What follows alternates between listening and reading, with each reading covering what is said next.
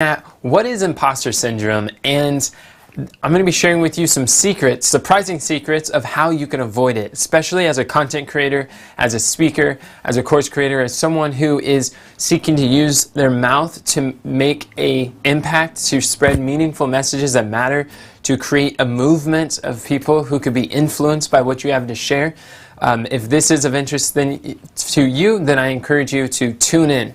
So what is imposter syndrome? Imposter syndrome is a very popular term that is used often, and it's this feeling where someone feels inadequate to do something that they are just getting started in, or maybe they've even been doing it for years, but they still feel somehow like a fraud, or that they're afraid that what if other people come to me and then feel as though I have never, or they realize like the truth, like I don't know what I'm talking about, or they feel like I'm not experienced enough, or I don't have the ability to really help someone in the manner that I've been trained, or I've been or maybe that I've been saying or portraying.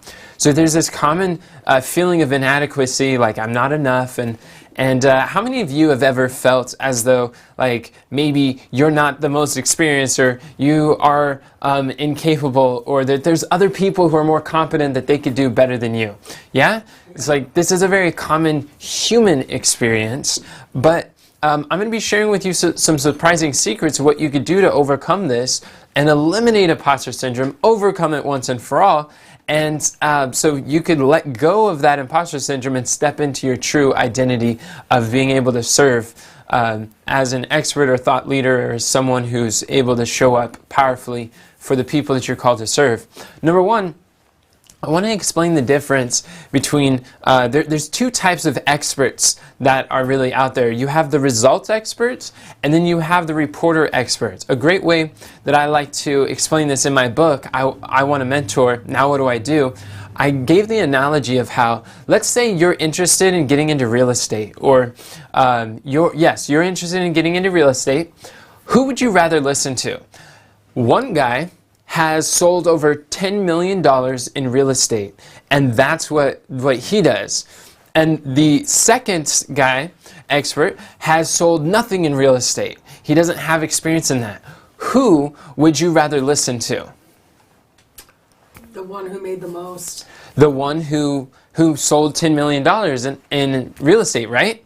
Yeah, but let's say that the second guy, sure, he hasn't personally sold anything in his real estate business, but he dedicated over 100 hours interviewing 100 of the top real estate experts who've done over $100 million or $1 billion in real estate, and he has interviewed all of them, and he's packaged them together, and he's coming to you saying like, look, I've interviewed all of like the top minds in this field, this industry, and I've noticed that there's patterns that all the highly successful real estate experts have in common.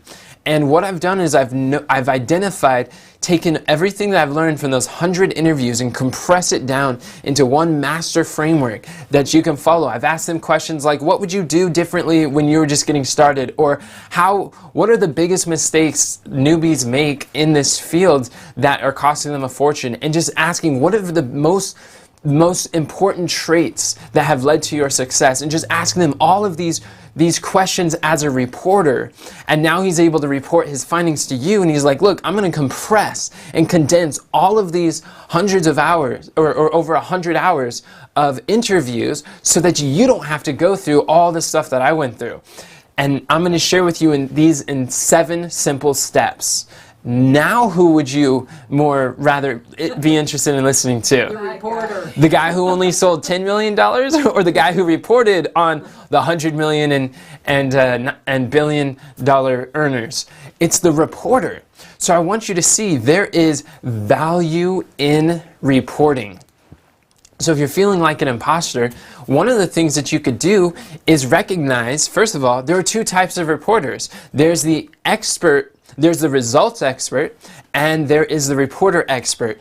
Is it good to have results? Yeah. Is it helpful to have results? Absolutely. Is it necessary for you personally to have results in that area? Not necessarily. Because as a reporter, you can go find other people. You can borrow their results as you build your results. You see what I'm saying? You can go report on what they have found. There is value in reporting, so keep that in mind. And another example is like Dave Macarthur, one of my millionaire mentors, one of the first ones. He was sharing with me how in our health food store, I help people to lose weight, to gain muscles, to get fit, feel fabulous, and become financially free. And one of the things is I was able to sell a 30-day weight loss program to my mom, and she was able to lose 50 pounds with our products in our health food store. And for me, I don't really have a weight loss experience. I don't have the results of losing weight with the products in my health food store. But the question is, am I a fraud because I taught my mother how to lose 50 pounds and they works, and it's experience, like she experienced it, her life got better, her health got better, and then she's able to have the fitness to be able to do things today in my 20s that she was never able to do when I was a small child. And it's like, is that a fraud? No, because the products work, the process works, the system works. And that's something that Dave Macarthur pointed out to me, is like, does a physician have to have diabetes in order to help his patient to overcome diabetes? No. When I was a mechanic, I worked in a mechanic shop when I was younger, and did I have to be driving around a broken down vehicle in order to help someone else to fix their vehicle? No. When I changed my aunt's clutch, I didn't have to have a broken clutch in order to fix her clutch. That's not a requirement. Dave Macarthur, he went from a mechanic to millionaire, and he shared a story about how before he started to understand more about like teaching and communication, using your mouth to make money and to share with others that way, what he did was he worked at a Honda dealership for 8 hours a day. He fixed cars in the evening in his driveway to make more, try to meet ends meet. And he had like 5 children. And he also took up a third job, a paper route, early in the morning. So he had 3 jobs. He was working like 18 hours a day, trying to provide, struggling for his family. And his own car, he drove this little beat up like van, or this beat up vehicle. It's like he spends all his day working on other people's cars. He has a hard time to fix his own car. But does that mean that he's not good at fixing cars? No, he was one of the best in his dealership. He was a very experienced mechanic, but his vehicle wasn't that great. And sometimes there is value in being able to spend majority of your time helping other people to get results, where even if you don't have that, that's okay. It's not a requirement. You can be a reporter. It's great to have your own results, but that's not necessary. Exactly. Like another example is like a divorce or a marriage coach. Does someone who is helping recover people from divorce, do they have to have a failing or struggling marriage in order to help someone else to recover their marriage? No, of course not. Would it help if they have a redemption story of their marriage? Absolutely. Is it necessary? No. Why? Because there's so many other people who have had the experience, your dream, who your client, your ideal customer has, who could resonate with, and you could borrow their story as you build your story. You guys, is this making sense, friends? Amen. Another example is I remember I went to, there's also like, there's 2 types of creators. We're talking about creating content now. Sometimes we feel like we need to start creating this content. Now there are 2 types of publishers. There is a content creator and a content curator. And both are very valuable. Now what's the difference? A content creator is someone who takes videos, who records it or content, and who basically creates it from scratch, and they're publishing, and then they're impacting lives through their content that they create. A content curator is someone who takes other people's contents and they curate it together. They piece it together to make something really powerful. Or maybe they take ideas. Maybe they go through courses. Maybe they take concepts and ideas and they might remix it, apply their own twists, or like put it together and create their own like master framework, from synthesizing other people's systems into one simple solution. That would be like a content curator. And in content curators, there's a lot of value in that. I remember I went to an event in Funnel Hacking Live. Afterwards, there was a young man who was probably about 24, 25 years old, and he's teaching this event. And then there's another guy, he's probably in his 60s, he became friends of mine, and this older gentleman is making about $70,000 a month in his business. And he comes here to learn from this guy who's like 24 years old. And usually you'd be like, wait a second, why would someone who's making 70 grand a month come learn from a 24-year-old who's in his like mid-early 20s? And this guy told me the reason why is because the 24-year-old did a lot of he did a lot of curation. He studied a lot of the top mentors. I asked him, like, who mentored you? And he started listing off several successful entrepreneurs. He's like, these are the people I learned from. And so he's synthesizing all of these concepts into one. And I just remember, I'll never forget that this successful business owner, he said that, like, this young man has done the work of studying. This man has studied from all these minds, and now he's going to give it to me in like a platter. And so he's curated. There's a lot of value in that. He recognized, while he's so busy building his business where he sells media to people, like ads and physical like mail out distributions, he's so busy working in his business that this young man has spent learning in the trenches of learning from the greats, that he's able to synthesize and learn a condensed version. So he saw value in that. So in like manner, if you're a content curator, maybe that would be posting other people's content with permission. Maybe that's, some people like to splice little sections. And I remember like Evan, I think his name is Evan Carmichael. Correct me if I'm wrong, but he has a YouTube channel where, I mean, his channel just blew up. It's got millions of subscribers now, but all he did is he took some of like the most motivational like sections from different entrepreneurs or successful people, and he took like 3-minute clips and put them all together, and he's like Steve Jobs' top 10 rules of life, or he has like Elon Musk's like 4 mistakes to avoid, and they're just different clips that he put together. What is that? That's content curator, not a content creator. You see the difference? And because people are like Elon Musk, are like, yeah, I like learning about him, so they view it, and then it's bringing traffic to Evan. And then when Evan is seen associated with all of these people who are influential in your niche, in your industry, in your market, then he's associated with these individuals, and it actually lends credibility to him. The same way with interviewing people on your podcast. When you become the reporter, you take on the identity, the attractive character of a reporter, then you can have a reporter's platform, is what I call it. And that's somewhere where you have a show, you have a podcast, you have some way that you can invite experts on, like results experts, and you could extract from them questions, get really good at asking questions and extracting ideas, and do that publicly before your audience. You might say, like, why would someone who's like a best-selling author, why would someone who's very successful want to show up on my platform? It's because you have a platform. I will tell you a simple hack, super awesome secret, that many authors, many course creators, many people who are speakers, who have a message, who have results, who have a framework, if they wrote a book, chances are you can call up or contact the author and say, hey, I would love for you to talk about your book on my show, on my podcast. A lot of times they don't even ask, like, how many viewers do you have? How many episodes? Like, a lot of those things are not really in question. And many of them would be like, yeah, I would love the opportunity to talk about my passion, my excitement, my joy, to be able to share with your audience. So the value that you add to experts when you have a platform is the audience that you have access to that they wouldn't without you.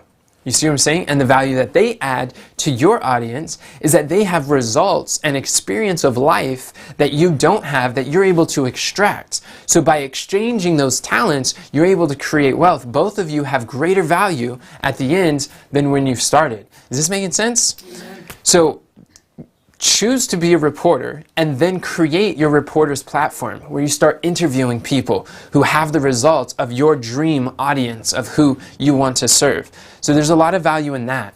Also, like I want to really take a look at what is the principle behind a coach, because coaches are very interesting, where you look at there's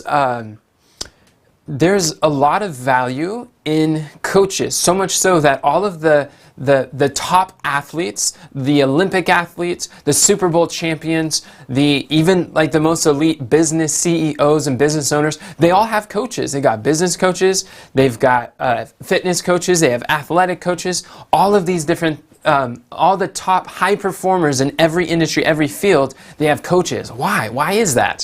Think about it. Does a coach have to have won a Super Bowl personally in the field, in the game, in order to coach a championship team to win a Super Bowl championship? No. No. In fact, the coach is able to better coach his players by being on the sidelines than not being in the game. Why? Because as a coach, he's able to focus in on the skills necessary to coach people, get them out of their mind and into the game. He's able to see from a bird's eye view because he's not in the game, so to speak. He's not distracted by all the different nuances and the things that the player has to focus on. In order to succeed and play their part, he's able to see a bigger picture. He's able to see the destination, where they are, where they aren't, and see the players, the competition and what they're moving, and create offensive and defensive plays in order to win the championship. You see what I'm saying? So as a coach, he's actually more valuable sometimes being out of the game than actually if he was in there, just like having the player trying to coach the other player while he plays a very specific role, specialized role in the bigger picture. So that's why a lot of business owners hire business coaches, business mentors, because they're able to see things that the CEO who's in the trenches, who's doing the do, they're not able to see. This is where also you see, like, I remember Brendon Burchard. Brendon Burchard has coached presidents of the United States. Now, Brendon Burchard he's like a personal development teacher. He's probably sold a lot of personal development online courses, one of the most out of anyone out there. And he's a pioneer in the online video space. And he's coached like presidents of the United States. Now, has Brendon Burchard ever been a president of the USA? No way, Jose.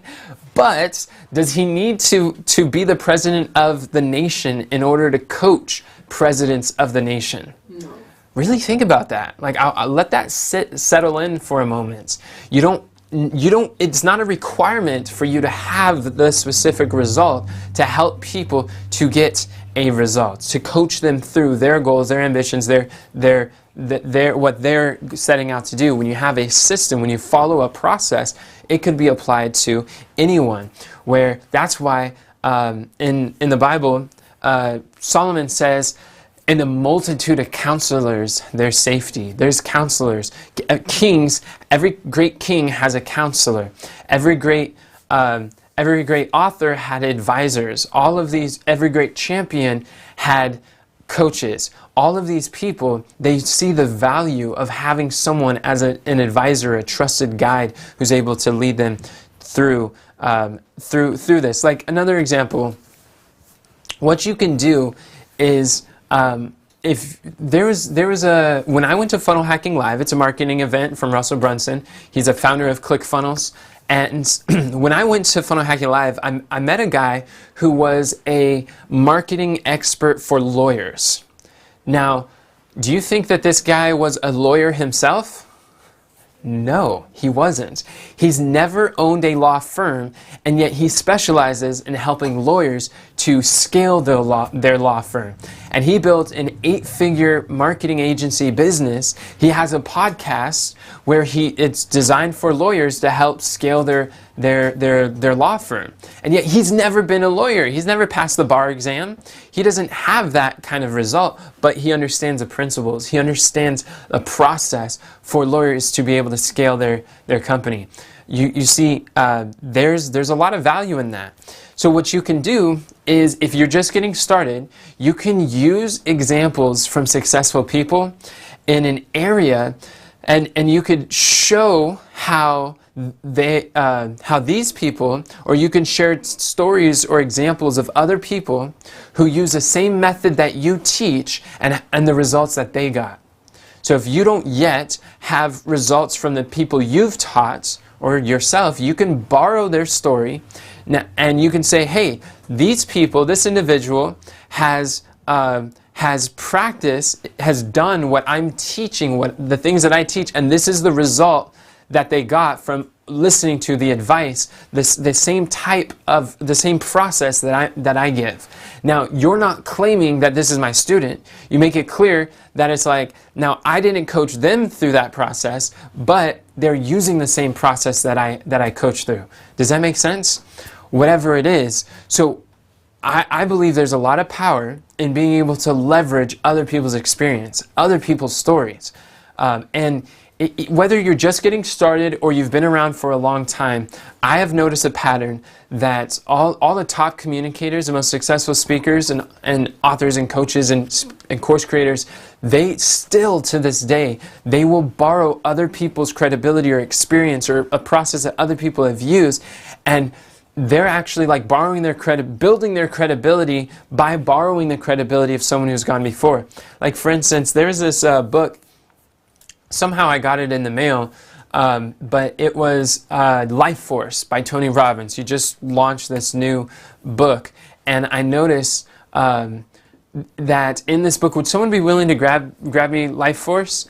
If you see it, in this book, he talks about these different doctors who are doing these processes to help overcome in health, and Tony Robbins, though he has the results of essentially becoming a world-class athlete, and yet he's still taking the reporter approach. Here it is. So he's extremely healthy. He's really fit. When he does his events, he burns as much calories and does as much energy as like ultra marathon runners. And he has like incredible stamina physically. He's overcame cancer. He has a lot of results himself, but that's not what he is. That's not how he's positioning himself. In this book, he's positioning himself as a reporter. One thing I find here, like in the back of the book, he says, Life Force is the result of interviews with more than 100 of the world's top medical pioneers and of Robbins going on his own life-changing journey.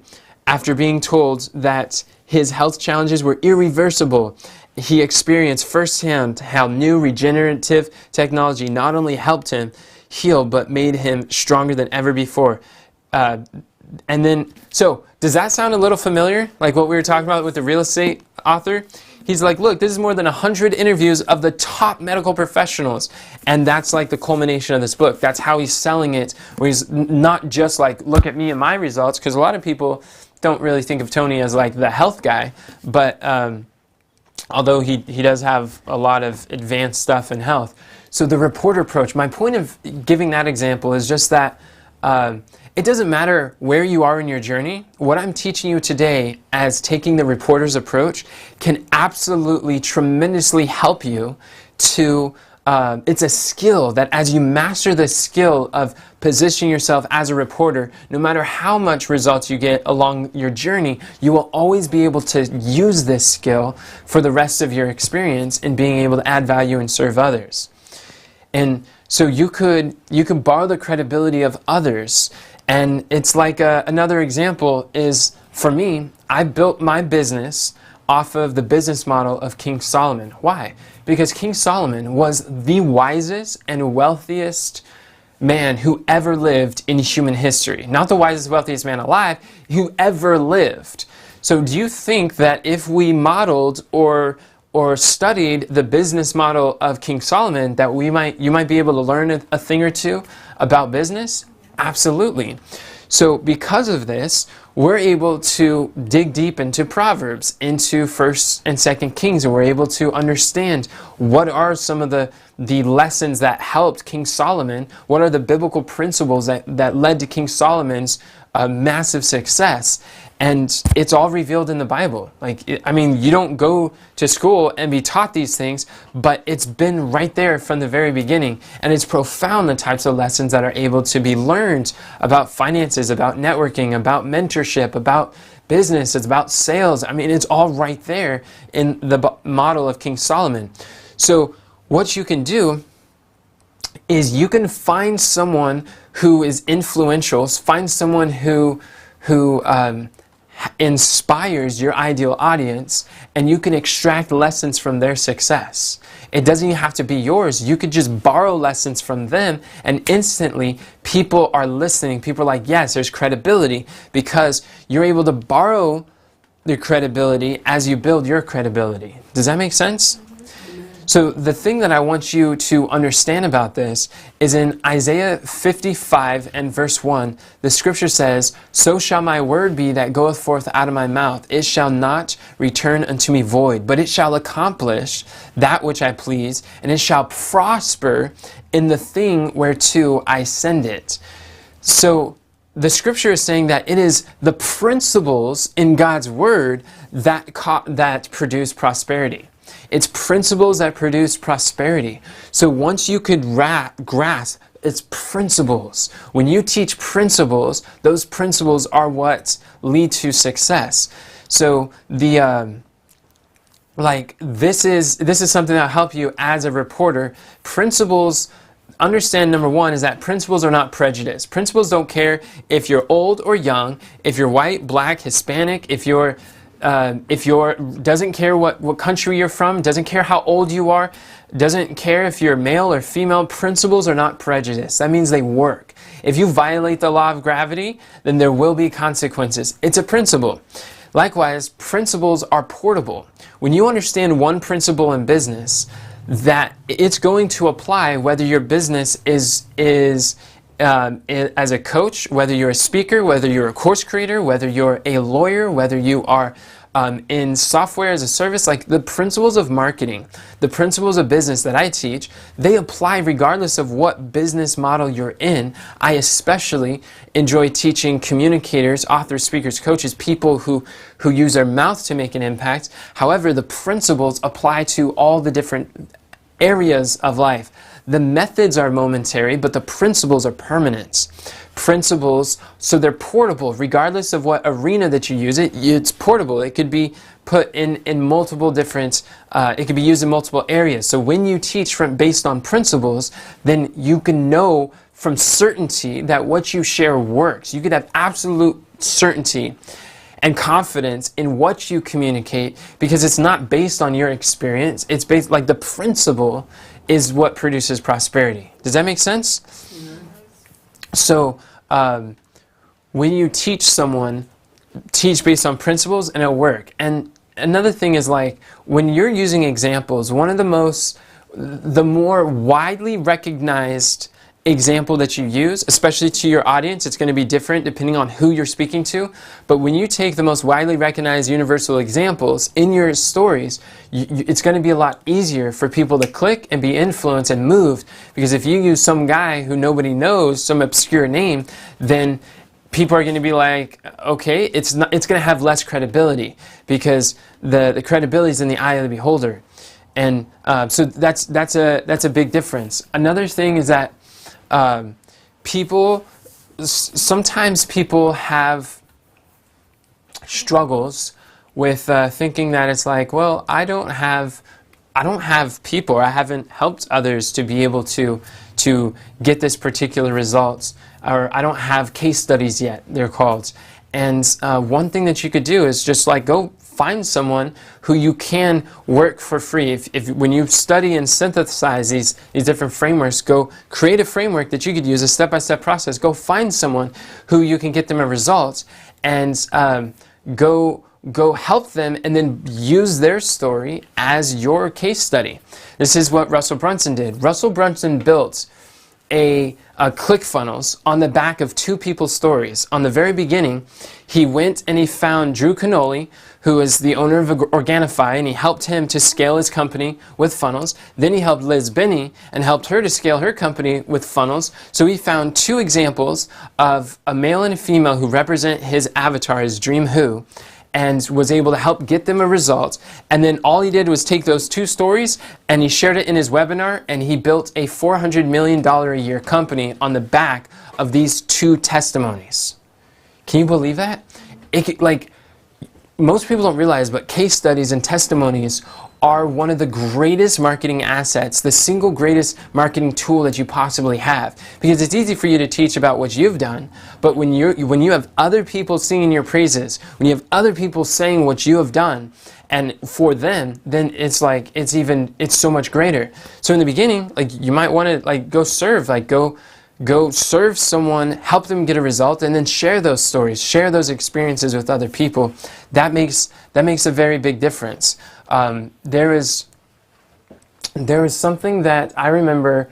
I was listening to a video by Alex Hormozy, and it really resonated with this whole imposter syndrome. I was thinking about it because some of the people I'm working with, they have some of the students, when I'm coaching entrepreneurs, one big thing that they have is well, what do I do with this imposter syndrome? And Alex Hormozy had this video. It was really cool. He's a guy who created Gym Launch, and he's like $100 million a year CEO. And he's in his 31. His wife is 28, so she's a year older than I am. And both of them built this $100 million a year portfolio of companies. So majority of their business that they've done is in their early 20s and their mid 20s, and so they've had helped people to have these great results with their products, and had people invest with them at a very high level. And it's how is it that these 20-year-olds could have so much success in business and be coaching and mentoring a lot of other people that are far more experienced, or at least lived longer in age? And he's breaking down how he does it. Would you like to know the secret? Yes. What he said is that it's the difference between sometimes we see he talked about the relationship coach. People are always going to be weary about that 18-year-old relationship coach who's teaching you how to have the marriage of your dreams, and it's okay, it's you're 18, why are you telling me what I need to do in my marriage? And it's it's going to be very difficult for people to listen to you when you look like you're 18 and you are teaching them what to do in their marriage. So he's instead what you do is you flip it and you share. It's the difference between you share this is what I have done, and it's a difference between the messaging where this is what you should do versus this is what I have done. And instead of saying how to, say how I did. Does that make sense? Instead of saying how to do, say how I did. So you're able to pull from your experience as you go and in your journey. That way, when you're communicating, you're not you need to be doing this, you need to stop this and start that, and telling people what to do. What you're doing is you're sharing hey, this is what I did. I don't know what you should do, but I know what I did and what worked for me, and this worked. And the power of that is because in testimonies, when I would teach in missionary training schools, I'd share with them how your testimony, your story, is irrefutable. People can argue with your advice, but they can't argue with your experience. If you say this is what I did and this is the result that I got, then nobody's going to say that's not true. You didn't do that. It's well, I lived it, and so it's really powerful when you're able to do that. Even just on a minor scale. It doesn't have to be grandiose and huge. There's a concept that Gary Vee talks about called document, don't create. And it's this idea where you document your journey as you're going. Set a goal. What's really powerful is when you set the goal of where you're going, it's far more important than where you've been. Remember, where you are going is far more important than where you've been. And even where you are now. Because a leader, one of the best definitions I've found of a leader is one who focuses the attention of others towards a common outcome in the future, a desired outcome in the future. And that's really it. I remember one of my 16 failed business attempts before finding our online health food store that's able to make 6 figures a year in our family business. But before we started a health food store, I had a coffee substitute, and it was made out of Black Mission figs. We called it Coffig, and we were selling that. It did not last very well. We went to Washington, D.C. with it, and was selling it to some of the people there. But one of the things that I learned, it was interesting, because I was being mentored by another millionaire mentor in our church, who has this multi-million-dollar nutritional supplement company over in Portland, Oregon. And she was explaining to me, look, this is how leadership works. A leader is one who has a vision, and she's like, most people want to be led. Most people don't want to think. Most people want to follow a leader. They're like sheep. And so if anyone stands up and decides to use their voice and say, this is where I'm going, and they start moving in that direction, what happens is it creates a vacuum within the sheepfold. And she was also a shepherd too. She had sheep. And so she's using this analogy. It creates a vacuum in the sheep, and they start to follow the leader. And it kind of sucks, that momentum, that energy, excitement, enthusiasm going in that direction, it creates a vacuum where people are being sucked towards that direction, and they want to follow you. Even if you don't have the exact results, if you have not been to the destination, it's better for you to document your journey, saying, this is where I'm going, this is why I'm going there, and this is what I'm not doing, this is what I am doing, and you document your journey along the way. Does this make sense? And when she explained that to me, I'm like, wow, how encouraging is that? Where it starts with a vision, and it starts with communicating that vision, and you're bringing people along with you. And when you really look at that, Russel Brunson did the exact same thing. When, some of you may not know this, but Russell started his podcast called Marketing in My Car. And he started this on the back of filing bankruptcy. Literally, it is one of the, to the natural mind, it's one of the worst times you could possibly start a podcast about marketing of all things, right? It's his last company just went bankrupt. He had to fire so many of his employees, and he's just ashamed of this experience and this failure in his entrepreneurship journey, and having to send everybody home, and having to go provide for their families again. And it was just so disappointing. But it's on the back of this bankruptcy, he starts a business.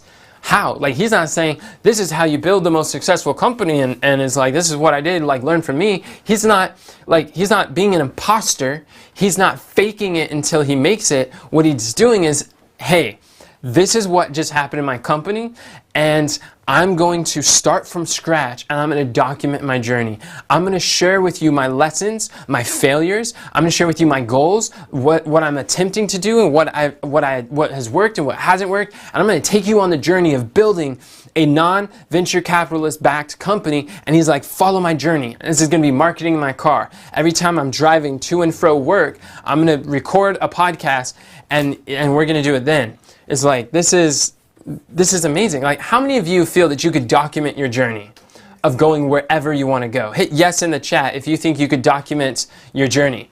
This is exactly what Russell did.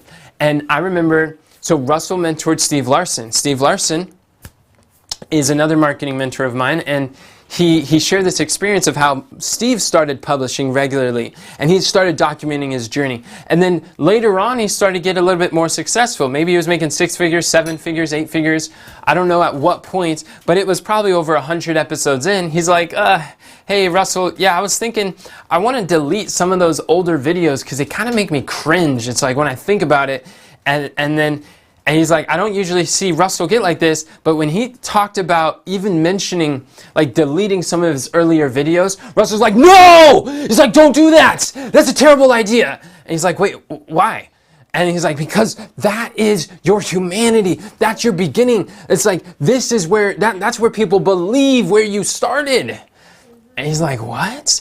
And he's like, you know how many people come to me who see me today and where I'm at? and they're like, oh, I could never do that. But then they go back to the beginning of my podcast and see where I started. And they're like, that's my struggle. That's where I've been. And it's when people see where you started and they see your failures alone can they rejoice in your successes. When you are getting started is the best, absolute best time to start publishing your journey, documenting your journey, because if you wait until you have all these results, you wait until you have like this quote unquote success in whatever your industry or your expertise, then a lot of people are going to be like, yeah, you can do it, like Sasha can do it, but I can't. It's not relatable. Or it's like, maybe Enoch could do that, but Enoch's, and whatever that means. And then people distance themselves from you. But when you document from the beginning and you show your journey along the way, it makes a huge connection with your audience. And people buy from those who they know, like, and trust. Like, I want you to think about one of your favorite organizations, your favorite businesses, your favorite companies, one that's like really successful, one that's been around for a while. And I want you to think, I'm going to use the example of Amazon. Not that I think like the leadership is the best, or I like unite with their political values or anything, but I do buy a lot of things on Amazon, and it's a big business. So let's just say, imagine if Jeff Bezos documented his journey from the very beginning, like in the early 1990s, and when his website was like the world's greatest bookstore. Now you can buy everything from like anything you could almost imagine. And I remember buying a mattress from Amazon one day. I'm like, a mattress? How am I going to get a mattress on Amazon? I'm like, okay, order. And then it comes in the mail, and I got this like little box that's like that big. And it's like from the ground down. I'm like, how is there a mattress in this little tube? And I open it up, and there's like this sealed tight mattress in there. And I'm like, what? I'm like, this is crazy. Like those little like compressed things. I took a knife and I cut it, and it was like, and it filled up with air, and it was a full-on mattress. I was like, whoa, okay. I'm convinced almost anything could be sold online. But I digress. Imagine if before Amazon started selling mattresses and boats, that they documented their journey from the beginning. They talked about their failures, like going from 1 employee to 3 employees to 5 employees to 10 employees, and like seeing the journey of like hiring and firing and marketing and leadership, and like trying to see what were all the processes that they went to. How incredible would that have been if there was how incredible would that have been if they were able to document their process of becoming the Amazon that we know today? Like this massive river that is flowing in and providing a lot of commerce to the world. It's like, it would have been that would have been extremely valuable. Like manner for you.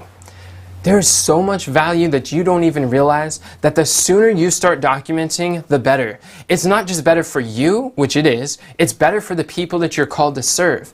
Because when they can see where you are today and the journey that you're going, and you can be vulnerable and honest and authentic, and along the way, then they will be able to connect with you better. Someone who's really good online, if you're struggling with authenticity and vulnerability and being like open and real and honest about your journey, go listen to Brene Brown on YouTube. She does some TED Talks. She has some really powerful talks that help change your mind about the vulnerability is your secret superpower. That's what you have. So learn to document the process, and it can make a huge difference.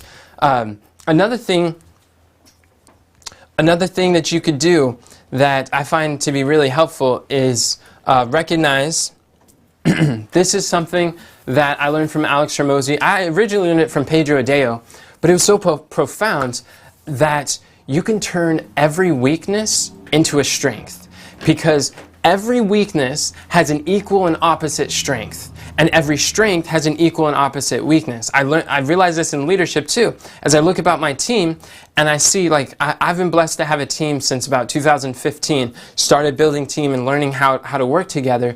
And it was kind of frustrating to me, like 3 years back, where I was like, man, I found myself focusing on the weaknesses of my team members. And as I was focusing on their weaknesses, it just kind of frustrated me more.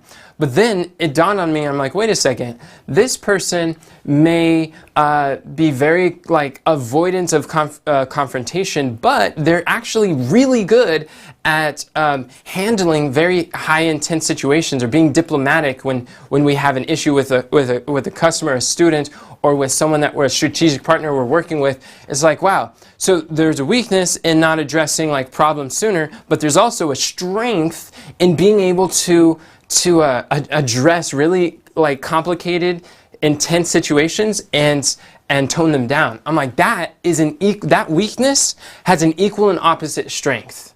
You see what I'm saying? And it doesn't matter what it is, you can have, like if you're feeling like you're an imposter, or you're dealing with imposter syndrome, that you're not adequate, you don't have experience, or you don't have like all these results that people have, like turn that weakness into a strength, because it's an equal and opposite strength. So what you can do when you're just getting started, and this, I just love how Alex was explaining this. Alex was like, look, if you're getting started, what you're able to do, he said, if I was getting started, I would tell my clients is like, look, and he was gonna like compete with me. He'd be like, the reason why you should work with me is because I'm just getting started. I'm able to give you more access. I'm able to work with you more hands-on. You can have more access. You can have more of my attention. You can have more of my accountability. Because Alex, these big guys over here, he's so busy, he has too many clients that he's not going to pay attention to you, and you're not able to talk to him. So it's like, it's going to be a lot more difficult for him to actually help you in the way that you could be best served. And so work with me, because I could give you that access and attention. So you see how he just turned that weakness and flipped it into a strength? Mm-hmm. And he says, like, now, the way I would position myself now where I am as a $100 million CEO, I would say, well, you should work with me instead of the little guys, because of all the results that I've been able to get my students and to be able to get my clients. And it's like, we are so busy because we're the best and because we can deliver results, and that's what we do. So that hit like Alex's weakness of not being able to give people the access that some of the students would definitely want is actually his strength. And your weakness of not having as many results is your strength. You guys understand this? Mm-hmm. This is so powerful. What we need to do is, like, I've learned to stop cursing my curses and learn to bless my curses, and learn to stop looking at my weaknesses and start seeing the equal and opposite strength in every weakness. When we can start doing that, then God is able to use us at a much higher level, and we're able to show up more powerfully and change people's lives so much more. So when another example is like, when you have experience, you could say your results. Like for me, some of the results that we've had in business is I've had those 16 failed business attempts. So I know what it's like to be trying a company and it's not working out, or starting this business and struggling, and finding the nuances of all those 16 failed business lessons. I've gained experience. I've started. It's not like I got into business yesterday. I mean, I've been an entrepreneur since I was 10 years old, and really learning and going through this. And so I've understood some distinctions of what works and what doesn't work. Our business has had 6 figures as a family business. I've had thousands of sales conversations. So when it comes to selling, it's like I can share from a place of experience. But when I was just getting started in selling, when I didn't have that experience and stories to share from, I was able to borrow a story as I build my story. So you can use, until you develop your testimony, use the testimony of others. And you're able to share. That's like the woman at the well. Very interesting. In John chapter 4, Jesus speaks to the woman at the well. And this woman, she's like, what? She drops her water pot. She goes back to the city of Samaria, and she's like, come, meet this man who told me all things that I ever did. Is he not the Christ? And she had enthusiasm, passion, and belief. These are 3 things that matter a lot when you're teaching. And he's like, come see this man. Like, you got to check him out. And then the entire city was able to come out to listen to the man. So what do we learn from that? What I learned is, in the beginning, don't be the message, be the messenger. And what I mean by that, the messenger is like the reporter. It's like, don't expect that you have to have all the content. Don't be the creator, be the curator. It's like, report on, and bring people you could bring their attention to a expert where you could interview, where you can share. And then Jesus was able to give the presentation and share with the audience that that the woman at the well was able to start. And what's amazing is this woman was living in open sin. Her life was not right. She did not have all these exact results that people would desire. In fact, people would probably look at her and say, like, I actually don't want your results, but I want the man that you are reporting to us, that you're sharing your story, that you're bringing our attention to him. I want to hear from him. But she was the segue. She was the go-between. Is this making sense, friends? Mm-hmm. This is what you can do.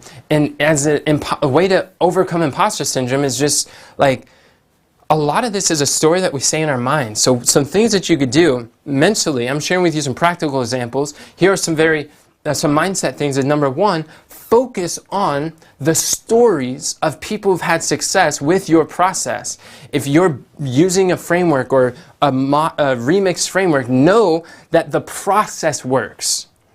And stack all the stories that you can of people who've had success with your process. Flood your mind with those stories. Also know that you're able to leverage the other people's experience and think about like how your job is just to bring people's attention, to listen to what other people's ideas that you're able to curate and kind of put your own flair into it as you go. But in the beginning, what you lack in skill, you can always make up and leverage. Meaning you could leverage other people's stories, other people's experience, other people's interviews, other people, like you could leverage anything that you lack in skill. So as another thing to realize is, another reason why you know you're not an imposter is because you're not pretending to be anything that you're not. Be extremely honest and vulnerable about like where you are and where you're going. And don't like deprecate yourself, or like the self-deprecation of just like, don't minimize and belittle what you have. Recognize and turn your weaknesses into strengths, but let people know where you're going. The destination, where you're going, is far more important than where you are. And as you do this, you're going to find so much better. And then also the last one, the fourth secret is teach based on principles. When you teach principles, know that it's principles that produce prosperity. That the success is not based on me, my result. It's not dependent on whether I have case studies or whether I have results. The success is dependent on principles. And when you're able to share with those things, you can have confidence that the principles you teach absolutely work. As you guard your language and you let go of that imposter syndrome, let go of that feeling that I'm not enough, I'm inadequate, I'm not competent, that someone else could do this way better than me. Yeah, someone else probably could do it better than you, but nobody can do it like you can. You have no competition. Nobody can fulfill your role in the marketplace, in the cause of God. And my mission is to help you to fulfill your God-given assignment in the marketplace. I'm excited to help you to show up powerfully for the people you're called to serve.